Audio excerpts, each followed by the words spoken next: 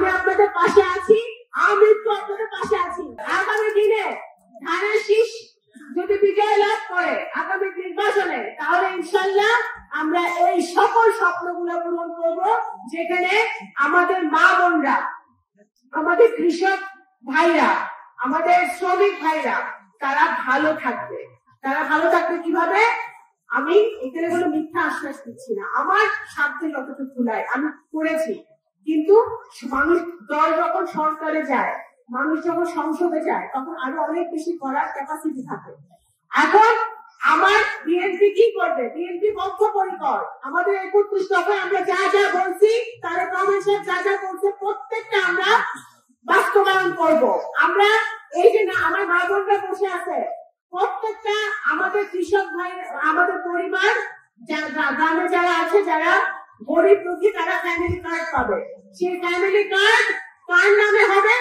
আমার ওই পরিবারের নারী সদস্যের নামে হবে, আমার মা বোনদের নামে হবে, যেন তারা তাদের ওয়ার্ডে, তাদের গ্রামে, তাদের ইউনিয়নে তারা সেবা পায় এবং তারা ভালো থাকতে পারে। এবং সেটা বিএনপি সরকারে আসলে ইনশাআল্লাহ ভবিষ্যতে সেটা করবে। আজকে আমরা যারা ওবায়দুর রহমান সাহেবের দল আপনারা করেছেন, যারা ওবায়দ ভক্ত, যারা আমার আব্বার সাথে একদিনও চলছেন, তারা আপনারা জানেন যে আমাদের রক্তে বেঈমানির রক্ত না, মিথ্যার রক্ত না, অসত্যের রক্ত না। আমরা কখনো চাঁদাবাজি, দুর্নীতিবাজ থেকে আমরা দূরে থাকি, চাঁদাবাজি, দখলবাজি থেকে আমরা দূরে থাকি।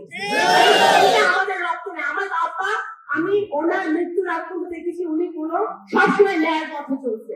ন্যায়ের পথে চলার কারণে ওনার অনেক শত্রু হয়েছে, কিন্তু উনি ন্যায় সত্যের পথ থেকে উনি বিচ্যুত হয় নাই। ইনশাল্লাহ আমরা যদি সত্যের পথে থাকি, ন্যায়ের পথে থাকি, আমরা জনগণের পাশে থাকি, সাধারণ জনগণের পাশে থাকি, মা বোনদের পাশে থাকি, ভাইদের পাশে থাকি, মুরব্বীদের পাশে থাকি, তাদের সেবায় থাকি, তাহলে ইনশাল্লাহ আমরা, আল্লাহ আমাদের দিকে মুখ তুলে তাকাবে। কারণ বিগত 17 বছর যা হয়েছে, আমরা নগরকান্দার মাটিতে, সাঁওতাল মাটিতে এটা আর হবে না।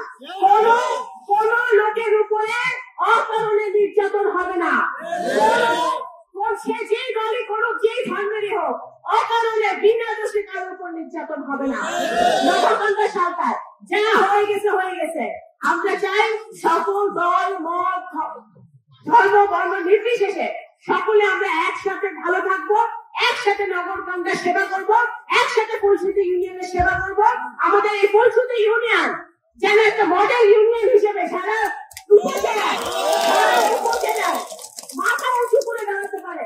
সেই জন্য আমাদের ঐক্যবদ্ধভাবে কাজ করতে হবে। এবং আমার মঞ্চে যারা ফুলছড়ির নেতৃবৃন্দরা আছে, তাদেরকে বলবো, আপনাদের ইউনিয়ন অনেক বড় না, আপনাদের ঐক্যবদ্ধ হতে হবে। একে অন্যের পিছনে লেগে না থেকে যদি আপনারা নিজেরা রেশারেশি করেন, সুযোগ নিবে আমাদের অন্য দলের প্রার্থীরা, অন্য দলের লোকজন, সেটা সুযোগ আমরা দিতে চাই না। আপনারা ঐক্যবদ্ধ থাকেন, কেন্দ্র কমিটি করেন। এরপরে আমি আজকে এসেছি আপনাদের কার্যক্রম দেখার জন্য, আপনার এবং আমাদের সাধারণ মা বোনদের সাথে, আমার ভাই বোনদের সাথে দেখা করার জন্য। আপনারা কেন্দ্র ভিত্তিক কমিটি করেন, সেই কেন্দ্র ভিত্তিক কমিটির মধ্য দিয়ে আপনারা সাধারণ জনগণের পাশে যাবেন, সাধারণ জনগণের পাশে থাকবেন। আপনারা আজকে থেকে, আজকে এই মিটিং এর পরে আপনাদের ওয়ার্ড কর্মী সভাগুলো সম্পূর্ণ হবে এবং আপনারা কালকে থেকে কেন্দ্র কমিটি করে 1 সপ্তাহের মধ্যে কেন্দ্র কমিটি কমপ্লিট করে সেই কমিটির মাধ্যমে আপনারা দাঁড়ে দাঁড়ে আমাদের সাধারণ জনগণের পাশে থাকতে হবে। এবং আমিও আপনাদের সাথে সেই জন্য শরীক হব। আমাদের এই যে মহিলা নেত্রীরা আছে, তাদেরকে আমি বলবো যে আমাদের যে কয়টা কেন্দ্র, সেই কয়টা কেন্দ্রে আমাদের যারা নারীরা, এখানে মা বোনরা বসেছে, তাদেরকে দিয়ে আপনারা কমিটি করবেন, আলাদা কমিটি। সুতরাং আপনারা ইনশাল্লাহ আবার আপনাদের সাথে দেখা হবে।